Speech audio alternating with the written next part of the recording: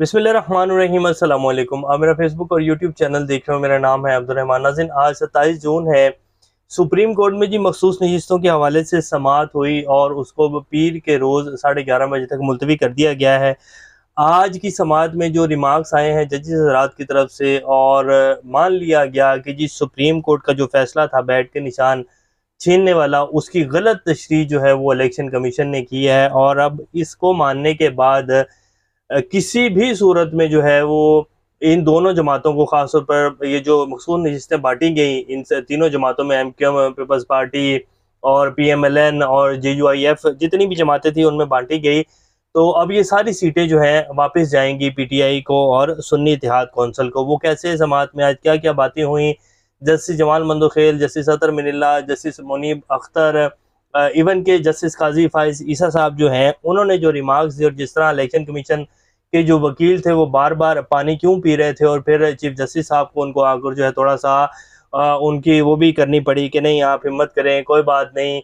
जब इतना बड़ा लार्जर बेंच बैठा होता है तो मुझे जो वकला सामने खड़े होते हैं उनसे हमदर्दी होती है।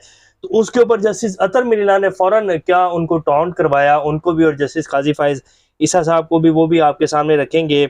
और अब जो अमेरिका ने जी करारदाद पास की है 368 कांग्रेस के जो अरकान हैं, तो उसके ऊपर जो यहाँ ए खुदा मेरे अब्बू सलामत रहने वाले लोग थे जो कहते होते थे कि अमेरिका हमारे अब्बू जी हैं, तो वो जब चाहें वेंटिलेटर उतार लेते हैं, जब चाहें वो वेंटिलेटर पाकिस्तान को लगा सकते हैं।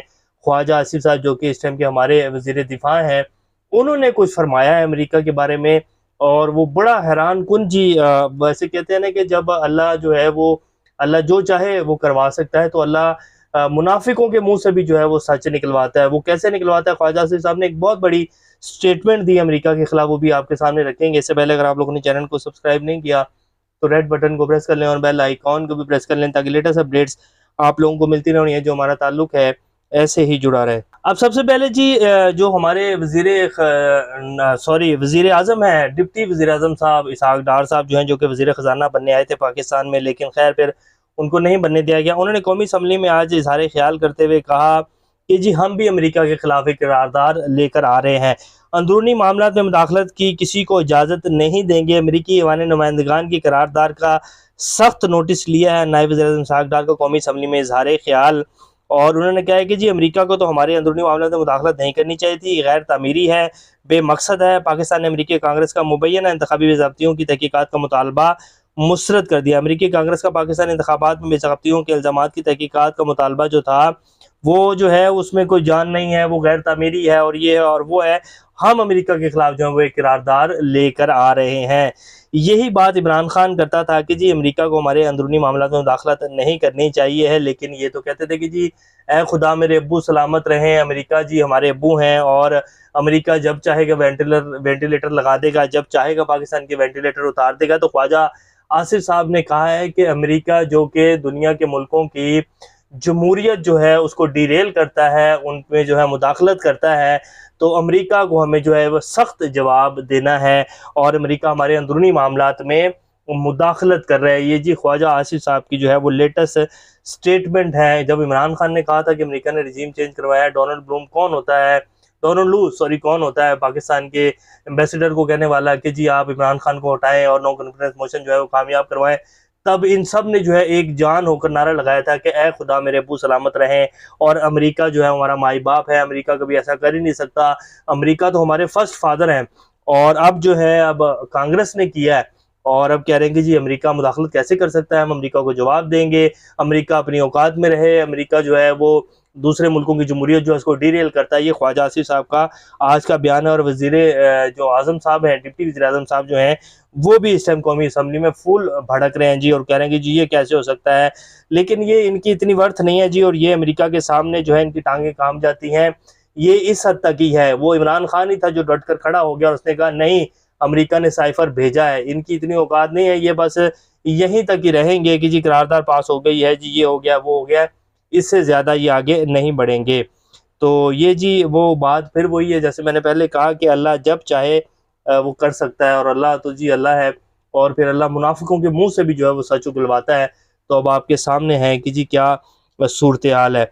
अब सुप्रीम कोर्ट में जी मखसूस नशिस्तों के हवाले से आज केस की समाअत हुई और उसको जो है पीर के रोज़ तक मुलतवी कर दिया गया, क्योंकि इलेक्शन कमीशन से जो है वो तमाम तर डॉक्यूमेंट्स मांगे गए थे कि जी सुन्नी इत्तेहाद कौंसिल ने जो आपको जो है वो सारे डॉक्यूमेंट्स जमा करवाए, यानी कि जो कागजात नामजदगी हैं उनकी तफसीलात लेकर आए, और बाकी भी जो है कुछ अहम डॉक्यूमेंट्स मांगे गए थे जो कि आज वो नहीं अवेल कर सके। तो अब जो है उसको कल तक मंडे तक मुलतवी कर दिया गया। लेकिन जो आज की समाअत है वो आपके सामने रखते हैं। इस मौके पर चीफ जस्टिस ने कहा कि हमने पीटीआई की मखसूस नशिस्तों की लिस्ट तलब की थी, फिर वो नहीं मिली। वकील ने जवाब दिया कि सारा रिकॉर्ड जमा करा दिया है, केस से मुतल्लिक हतमी जो है पीर तक जमा करवा देंगे। इलेक्शन कमीशन से कहा कि 81 आज़ाद उम्मीदवारों को कागजात नामजदगी मुझे मुहैया करें। चीफ जस्टिस ने कहा था तहरीक इंसाफ के फॉर्म 66 भी अदालत को मुहैया जो है वो कर दूंगा, इलेक्शन कमीशन के वकील ने कहा। वकील ने मजीद बताया कि हामिद रजा के कागजात नामजदगी में कहा मेरा ताल्लुक सुन्नी इत्तेहाद और इत्तेहाद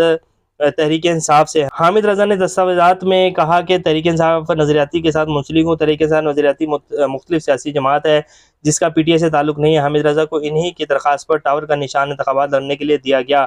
हामिद रजा ने बतौर आज़ाद उम्मीदवार इंतखाबात में हिस्सा लिया। जस्टिस जमाल मंदोखैल ने रिमार्क दिया कि उर्दू वाले दस्तावेजात में तो हामिद रजा ने नहीं लिखा कि मैं आज़ाद उम्मीदवार के तौर पर इंतखाबात में उतरना चाह रहा हूँ।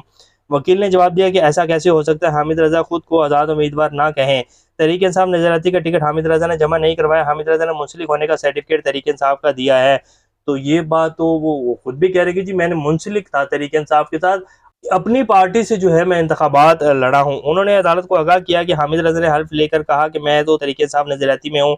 जस्टिस मुनीब अख्तर ने रिमार्क दिया कि आपके मुताबिक इलेक्शन कमीशन ने हामिद रजा को टावर का निशान दिया। रिटर्निंग अफसरान भी तो इलेक्शन कमीशन ही के ऑफिशियल्स हैं। वकील इलेक्शन कमीशन ने कहा कि हामिद रजा की सबसे आखिरी दरखास्त पर इलेक्शन कमीशन ने अमल दरामद किया। जस्टिस मुनीब अख्तर ने दरियाफ्त किया कि हामिद रजा किस सियासी जमात से खुद को मुंसलिक किया। जस्टिस मंसूर अली शाह ने रिमार्क दिया कि जो रिकॉर्ड है हमें दिखाएं, वरना तो हवा में बात होगी। जस्टिस जमाल मंदोखैल ने क्या कागजात नामजदगी वापस लेने के बाद किसी उम्मीदवार को इख्तियार है कि अपनी पार्टी तब्दील कर ले? क्या कोई उम्मीदवार कह सकता है कि फलां पार्टी को छोड़कर दूसरी पार्टी का टिकट लेना चाहता हूँ? जस्टिस मंसूर अली शाह ने बताया कि हमारे सामने कागजात नामजदगी का केस है।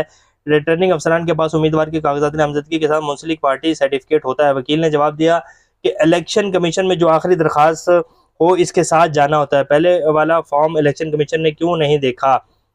चीफ जस्टिस काजी फायज ने रिमार्क दिया कि शख्स अगर शादी करना चाहे तो लड़की की भी रजामंदी ज़रूरी है ना। जिस पार्टी से इंतखाबात लड़ने इसके पार्टी से मुंसलिक होने का सर्टिफिकेट लगाना ज़रूरी है ना। सर्टिफिकेट तरीके इंसाफ नजरियाती और डिक्लेरेशन पीटीआई का करे तो कानून क्या कहता है? मुख्तलिफ शहरों के रिटर्निंग अफसरान होते हैं, हर रिटर्निंग अफसर अपने तरीके से काम करेगा ना निशान छोड़े। हमें उम्मीदवार की सियासी वाबस्तगी के बारे में बताएं।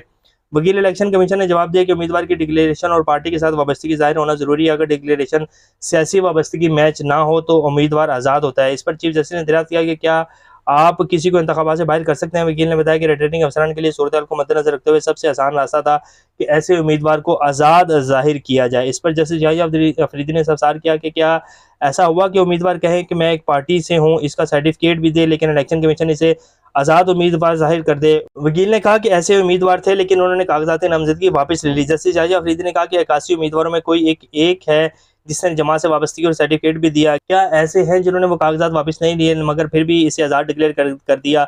वकील इलेक्शन कमीशन ने जवाब दिया कि 81 लोग हैं तो इनका मुख्तलिफ हिसाब है। इस पर चीफ जस्टिस ने दरियाफ्त किया कि आप इससे सवाल का जवाब दे सकते हैं या नहीं। जस्टिस अतर बिनार ने कहा कि आपका जवाब जो चार्ट आपने जमा करवाया इसमें मौजूद है। जस्टिस नईम अख्तर खान का कहना था कि चार्ट के मुताबिक 81 में से 35 ने वाबस्तगी को खाली रखा। क्या ये रिकॉर्ड नहीं दिखाता कि पीटीआई उम्मीदवार का रवैया गैर संजीदा था? जस्टिस मियां मोहम्मद अली मजहर ने रिमार्क दिया कि सीरियल 12 और 20 वाले उम्मीदवारों की वाबस्तगी और डिक्लेरेशन दोनों पीटीआई के हैं। चीफ जस्टिस ने कहा कि जब ये दोनों चीजें मौजूद थी तो उम्मीदवारों को पीटीआई का क्यों नहीं समझा गया? इलेक्शन कमीशन ने इसके बाद इंतखाबी निशान से कंफ्यूज क्यों किया? जिन उम्मीदवारों ने पार्टी का सर्टिफिकेट भी दिया इन्हें इस जमात का सफर क्यों ना किया गया? आप इस मामले में इंतखाबी निशान कहाँ से ले आए? तो आज सारी बात यही हुई कि इलेक्शन कमीशन ने जो है वो गलत इंटरप्रेट किया, गलत तशरीह की सुप्रीम कोर्ट के फैसले की। जिन पीटीआई के उम्मीदवारों ने उनका पीटीआई से सर्टिफिकेट देकर जो है वो टिकट्स जमा करवाए, यानी कि अपने कागजात जमा करवाए, उनको भी आज़ाद उम्मीदवार डिक्लेयर कर दिया इलेक्शन कमीशन ने।